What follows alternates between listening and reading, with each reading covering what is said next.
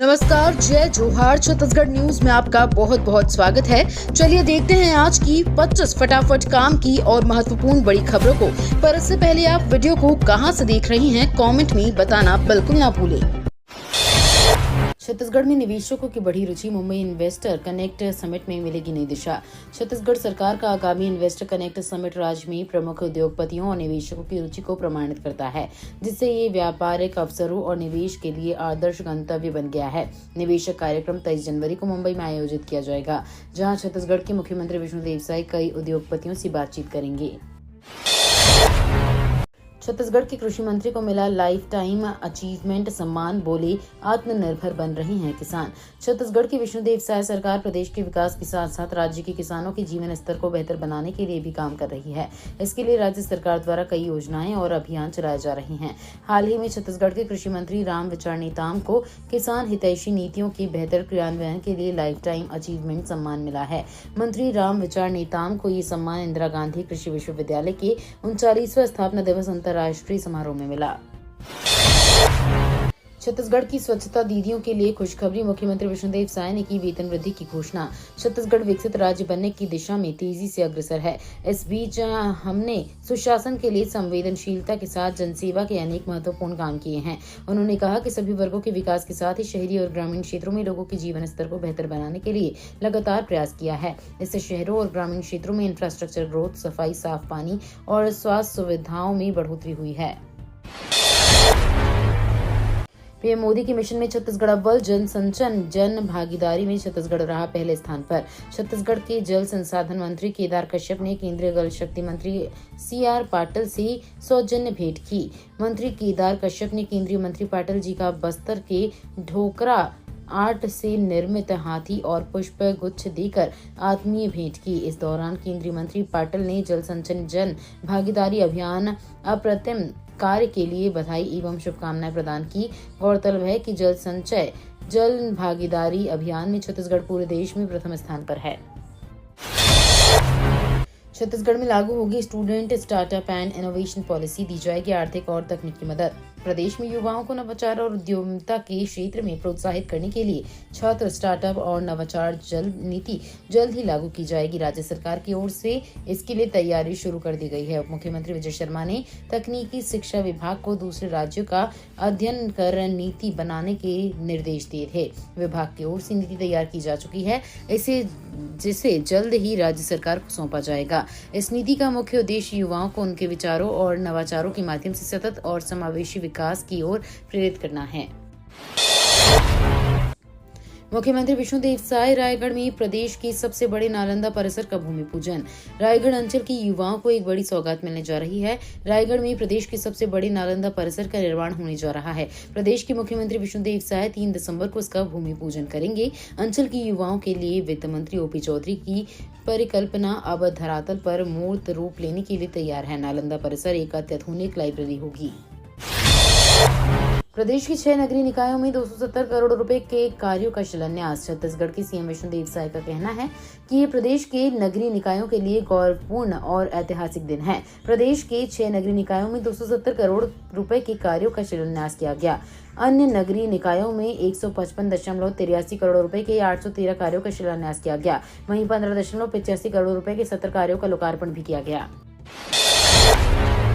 अग्निवीर वायु भर्ती के लिए आवेदन। भारतीय वायुसेना द्वारा छत्तीसगढ़ राज्य के अविवाहित पुरुष एवं महिला उम्मीदवारों के लिए अग्निवायु सैनिक के पदों पर भर्ती के लिए विज्ञापन जारी किया गया है। उम्मीदवार ऑनलाइन पंजीयन आवेदन के लिए भारतीय वायुसेना के वेबसाइट में 27 जनवरी 2025 तक कर सकते हैं। इच्छुक उम्मीदवार की शैक्षणिक योग्यता कक्षा 12वीं, इंजीनियरिंग डिप्लोमा में कुल अंक 50% अंक व अंग्रेजी विषय में 50% अंक होना अनिवार्य है।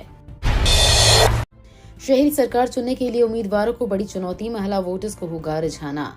नगरीय सरकार चुनने के लिए चुनाव की तारीखों की घोषणा होने के साथ ही नगरीय सरकार बनाने के लिए राजनीतिक पार्टियों में भी एक बार जोड़ तोड़ नजर आने लगी है। जिला मुख्यालय कोंडागांव के नगर पालिका में नगरीय सरकार चुनने के लिए 25,950 मतदाता अपने मत का उपयोग करेंगे, जिसमें 12,193 पुरुष व 13,753 महिला के साथ ही 4 अन्य शामिल हैं। नगर में पुरुषों की तुलना में महिला मतदाताओं की संख्या ज्यादा है। आचार संहिता लगने से पहले सीएम ने निकायों के लिए खोला पिटारा। 440 करोड़ के कार्यों का किया लोकार्पण। प्रदेश में आदर्श आचार संहिता लगने से पहले मुख्यमंत्री विष्णुदेव साय ने सौगातों का पिटारा खोल दिया है। उन्होंने रायपुर से वर्चुअल कार्यक्रम करते हुए निकायों को सौगात दी। जगदलपुर में पंडित श्याम प्रसाद मुखर्जी सभागार में क्षेत्र के जनप्रतिनिधियों सहित नगर निगम आयुक्त निर्भय साहू और अन्य अधिकारियों की मौजूदगी में सीएम ने वर्चुअली 440 करोड़ के कामों के भूमि पूजन और लोकार्पण किए। महीने भर में निपटेंगे चुनाव। नगर निगम में 1,04,36 वोटर तो पंचायत में 5,11,981 मतदाता। निकाय और त्रिस्तरीय पंचायत चुनाव का बिगुल आखिरकार सोमवार को बज गया। आदर्श आचार संहिता भी प्रभावी हो गई। राज्य निर्वाचन आयोग से चुनाव कार्यक्रमों की घोषणा हुई। इसके बाद जिले में कलेक्टर हरीश एस ने पत्र वार्ता लेते हुए जिले के लिए तय कार्यक्रमों की जानकारी दी। उन्होंने बताया कि पूरे प्रदेश में निकाय एक चरण में हो रही हैं। बस्तर जिले के निकायों में भी 11 को वोटिंग के बाद 15 को काउंटिंग के साथ नतीजे आ जाएंगे। स्वच्छता दीदियों की मानदेय में बढ़ोतरी, अब मिलेंगे इतने रुपए। राज्य सरकार ने स्वच्छता दीदियों की मानदेय में 800 रुपए की बढ़ोतरी की है। अब स्वच्छता दीदियों को हर महीने 8,000 रुपए मानदेय मिलेगा। ये घोषणा मुख्यमंत्री विष्णुदेव साय ने सोमवार को पंडित दीनदयाल उपाध्याय ऑडिटोरियम में आयोजित नगरीय विकास के सोपान कार्यक्रम में की। इस दौरान सीएम ने कहा कि शहरों में स्वच्छता और डोर टू डोर कचरा कलेक्शन करने में स्वच्छता दीदियों का बड़ा योगदान है। एआई तकनीक से छत्तीसगढ़ विधानसभा होगी डिजिटल। छत्तीसगढ़ विधानसभा अध्यक्ष डॉक्टर रमन सिंह दिल्ली और पटना के 2 दिवसीय दौरे से लौटे आए हैं। उन्होंने पत्रकारों से चर्चा के दौरान गरियाबंद में नक्सल ऑपरेशन में मिली सफलता समेत छत्तीसगढ़ में विधानसभा में एआई तकनीक के उपयोग की तैयारियों को लेकर जानकारी साझा की। इसके साथ ही उन्होंने और निकाय चुनाव के परिणाम की घोषणा की तारीखों पर कांग्रेस की असहमति पर तंज कसा है। विधानसभा अध्यक्ष ने पत्रकारों से चर्चा के दौरान बताया कि छत्तीसगढ़ विधानसभा में एआई के इस्तेमाल की तैयारी की जा रही है। लाल आतंक का ताबड़तोड़ अंत। छत्तीसगढ़ में भीषण मुठभेड़, 16 से ज्यादा नक्सली ढेर। लाल आतंक के खिलाफ सुरक्षा बलों ने ताबड़तोड़ प्रहार को और तेज कर दिया है। छत्तीसगढ़ में बस्तर के बाद अब गरियाबंद में नक्सलियों को बड़ी चोट लगी है। यहां सुरक्षा बलों ने 24 घंटे में 16 से ज्यादा नक्सलवादियों को मार गिराया है। मृतकों की संख्या में अभी इजाफा होने की संभावना है। रविवार से ही ये मुठभेड़ जारी है। रात को सुरक्षा बलों और नक्सलियों के बीच भीषण गोलीबारी हुई। गृह मंत्री अमित शाह ऐलान कर चुके हैं कि मार्च 2026 तक देश को नक्सल मुक्त कर दिया जाएगा। छत्तीसगढ़ में दूसरे राज्यों से खपाया जा रहा नकली पनीर। खाद्य विभाग ने 2 जगहों से 4600 किलो पनीर किया जब्त। राजधानी रायपुर में बड़ी मात्रा में नकली पनीर जब्त किया है। शंका है कि बड़े बड़े पार्टी, शादी समारोह, होटल, रेस्टोरेंट में नकली पनीर परोसा जा रहा है। छत्तीसगढ़ के मुख्य शहरों में दूसरे राज्य से पनीर खपाया जा रहा है। इसी क्रम में आज मंगलवार को रायपुर और बस स्टैंड और रेलवे स्टेशन में खाद्य एवं औषधि प्रशासन की टीम ने लगभग 4600 किलो पनीर जब्त किया। हालांकि अब टीम जांच में जुट गई है। कोरबा एएसपी का डेप्यूटेशन। जीईडी ने परिवहन विभाग को सौंपा चार्ज। पुलिस विभाग ने हाल ही में कुछ महत्वपूर्ण प्रशासनिक बदलाव किए हैं। सामान्य प्रशासन विभाग द्वारा जारी आदेश के अनुसार कोरबा में एएसपी के पद पर कार्यरत यूबीएस चौहान को प्रतिनियुक्ति पर भेज दिया गया है। उन्हें अस्थायी रूप से परिवहन विभाग का कार्यभार सौंपा गया है। इस नई जिम्मेदारी के तहत वे संयुक्त परिवहन आयुक्त के रूप में काम करेंगे। विभाग ने इस संबंध में आधिकारिक आदेश जारी कर दिया है। छत्तीसगढ़ ओडिशा बॉर्डर पर 1 करोड़ की इनामी सहित 24 नक्सली मारे गए। छत्तीसगढ़ के गरियाबंद जिले में सुरक्षा बलों ने मुठभेड़ में कम से कम 24 नक्सलियों को मार गिराया है। इसमें से 16 के शव और हथियार मिल चुके हैं। इस दौरान शीर्ष नक्सली नेता और 1 करोड़ का इनामी जयराम उर्फ चलपति भी मारा गया। इसके बाद छत्तीसगढ़ ओडिशा सीमा पर ही मैनपुर थाना क्षेत्र के अंतर्गत भालू डिग्गी में गोलीबारी हुई, जिसमें 24 से ज्यादा नक्सली मारे गए। छत्तीसगढ़ शराब घोटाला। पूर्व मंत्री कवासी लखमा 4 फरवरी तक भेजे गए न्यायिक रिमांड पर। छत्तीसगढ़ शराब घोटाले के मामले में ईडी ने पूर्व मंत्री कवासी लखमा को कोर्ट में पेश किया। पूर्व रिमांड अवधि समाप्त होने के बाद कोर्ट ने उन्हें 4 फरवरी तक न्यायिक रिमांड पर जेल भेजने का आदेश दिया। ईडी के वकील ने कोर्ट में दलील दी कि लखमा जांच में सहयोग नहीं कर रहे हैं। इस मामले में अब तक कई अहम खुलासे हो चुके हैं और जांच एजेंसी लखमा से जुड़े और भी सबूत जुटाने में लगी हुई है। 22 जनवरी को कांग्रेस की बैठक, अमीन मेनन करेंगे चुनावी रणनीति पर मंथन। आगामी निकाय चुनाव को लेकर कांग्रेस पार्टी ने कमर कस ली है। इसी कड़ी में आज को कांग्रेस कमेटी के अल्पसंख्यक प्रकोष्ठ के प्रदेश अध्यक्ष और दंतेवाड़ा नगर पालिका चुनाव के प्रभारी अमीन मेनन बैठक लेंगे। ये बैठक राजीव भवन कार्यालय में आयोजित होगी, जहां वे सभी पार्षद और अध्यक्ष पद के प्रत्याशियों से चर्चा करेंगे। बैठक के बाद मेनन अपनी रिपोर्ट पीसीसी अध्यक्ष को सौंपेंगे। बड़ी कार्रवाई, घटिया खाद्य सामग्री बेचने वाले फार्मों पर लगा 11 लाख रुपए का जुर्माना। बेमेतरा जिले में खाद्य सुरक्षा एवं मानक अधिनियम 2006 की विभिन्न धाराओं के तहत जिले में खाद्य सुरक्षा नियमों का उल्लंघन करने वाले व्यापारी और फार्मों के खिलाफ कड़ी कार्रवाई की गई। इसके अंतर्गत दोषियों पर अधिनियम की धारा 51, 52 और 58 के तहत अर्थदंड लगाया गया। अलग अलग फार्मों पर 11 लाख रुपए से अधिक की पेनल्टी लगाई गई, जिसे जमा नहीं करने पर राजस्व की तरह वसूली होगी। खनिज विभाग की बड़ी कार्रवाई, अवैध रेत परिवहन करते 4 गाड़ियां पकड़ाई। अवैध रेत परिवहन करते हुए 4 वाहनों को जब्त कर नगर नार थाना में खड़ा कर रखा गया है। गांव के रास्ते शहर ला रहे अवैध रेत से भरे वाहनों पर राजस्व विभाग के अधिकारियों की नजर पड़ी तो पूछताछ की गई। इस दौरान 3 ट्रैक्टर में अवैध रेत के साथ एक टिप्पर वाहन से कागजात मांगा गया। सभी वाहनों के पास पिट पास नहीं होना पाया गया। 4 वाहनों को जब्त किया गया।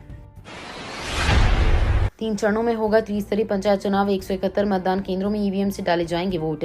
निर्वाचन आयोग ने निकाय व त्रिस्तरीय पंचायत चुनाव के लिए कार्यक्रम की घोषणा करने के साथ ही आचार संहिता लागू कर दी है।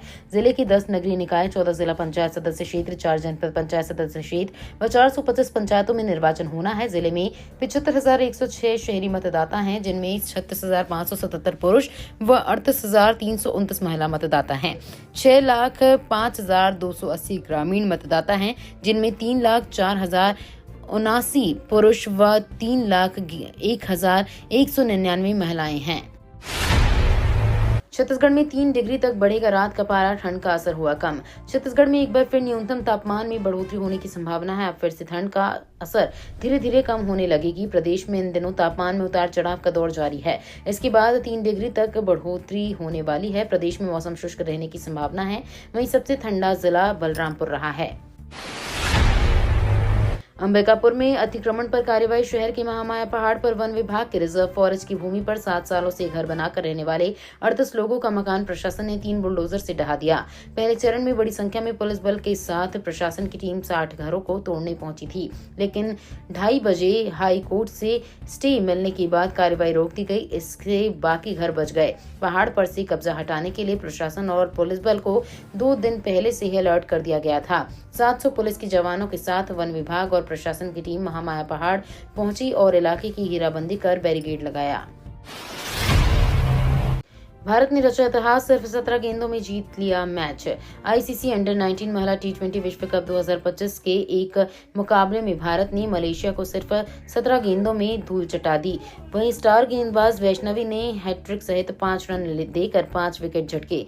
वह अंडर 19 महिला T20 विश्व कप में ये मुकाम हासिल करने वाली पहली भारतीय हैं। मलेशिया की पूरी टीम 31 रनों पर ढेर हो गई थी, जबकि भारत ने 2.5 ओवर में लक्ष्य हासिल कर लिया। अब भारत ग्रुप ए के पॉइंट्स टेबल में टॉप पर है। ये तो थी आज की बड़ी खबरें। अगर आपको न्यूज पसंद आई हो तो वीडियो को लाइक और शेयर करना बिल्कुल ना भूलें। धन्यवाद।